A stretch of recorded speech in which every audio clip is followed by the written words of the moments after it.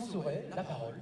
On vous laissera le micro, questions ouvertes bien sûr, pour que l'on puisse répondre le plus concrètement et le plus efficacement possible. Toutes les questions seront les bienvenues bien sûr. Il y aura 2 micros qui circuleront un petit peu dans la salle et nous répondrons, nos spécialistes répondront à toutes vos questions et ce à 2 reprises durant l'après-midi. Nous allons rentrer dans le vif du sujet maintenant. Les nouvelles technologies sont devenues indispensables à la fois pour échanger, pour communiquer entre nous tous. Ces nouvelles technologies peuvent être gérées, être améliorées sans cesse.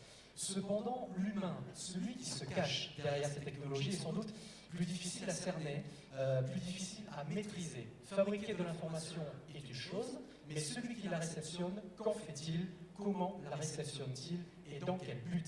Le partage de l'information, la transmission des savoirs, l'interactivité entre les hommes et les rapports entre l'information et celui qui la reçoit. Tout cela peut contribuer au pire, à savoir engendrer les guerres. Mais celui qui va nous rejoindre dans un instant peut nous dire aussi de façon plus optimiste que cela peut engendrer aussi la paix. Celui que nous allons accueillir dans quelques instants a justement depuis toujours replacé l'homme au cœur des débats lorsqu'il s'agit d'évoquer les moyens modernes de communication. Pour reprendre l'une de ses citations, il a dit un jour « La technique est moins importante que les hommes ou que la société. L'important, c'est le projet humain qui est derrière. » Il est chercheur en sciences de la communication, spécialiste des médias, de l'espace public, de la communication politique.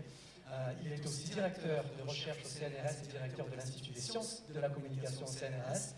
Depuis plus de 30 ans, il étudie les rapports entre sciences, techniques et société. Et pour lui, je dirais que l'information et la communication sont des enjeux majeurs de notre 21e siècle. Il est également directeur de la revue Hermès et membre du conseil d'administration du groupe France Télévisions. Mesdames et messieurs, c'est un véritable honneur que d'accueillir dans le cadre de cette conférence aujourd'hui Dominique Volton.